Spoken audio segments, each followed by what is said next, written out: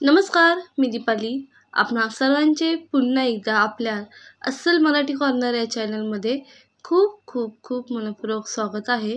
तर आज आपण आपल्या चॅनलवरती पाहणार आहोत षष्ठीला एकादशीची पूजा कशी करायची. सोबतच करा हे 4 उपाय, घरात सुख समृद्धी नांदेल. षष्ठीला एकादशी पूजा विधी. एकादशीच्या व्रताला हिंदू धर्मात खूप महत्त्व आहे. या दिवशी भगवान विष्णूची पूजा आणि उपवास करण्याची परंपरा आहे.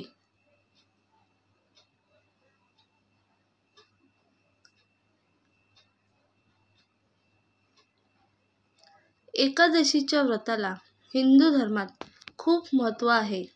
या दिवशी भगवान विष्णूची पूजा आणि उपवास करण्याची परंपरा आहे.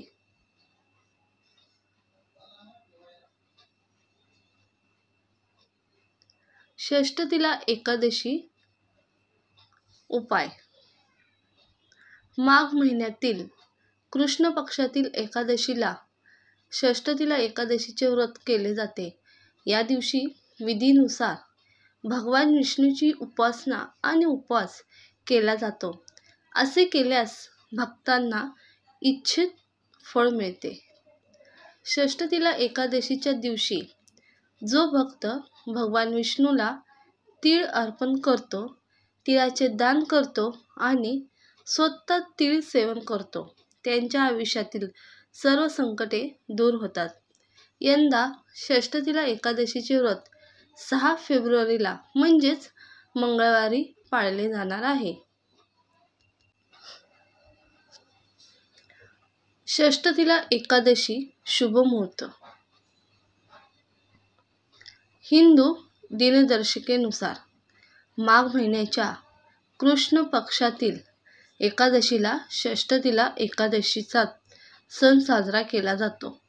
यानुसार षष्ठीला एकादशी तिथी महिन्यात 5 तारखेला संध्याकाळी 5:24 सुरू होईल, तर 6 फेब्रुवारी रोजी संध्याकाळी 4:07 संपेल. उदय तिथीनुसार 6 फेब्रुवारीला षष्ठीला एकादशी साजरी होणार आहे. षष्ठीला एकादशीची पूजा कशी करायची. षष्ठीला एकादशीच्या दिवशी सकाळी लवकर स्नानानंतर भगवान विष्णूची पूजा करून त्यांना फुले, धूप इत्यादी अर्पण करा. दिवसभर व्रत पाळल्यानंतर रात्री भगवान विष्णूची पूजा करावी आणि रात्री जागरण आणि हवन देखील करावे. यानंतर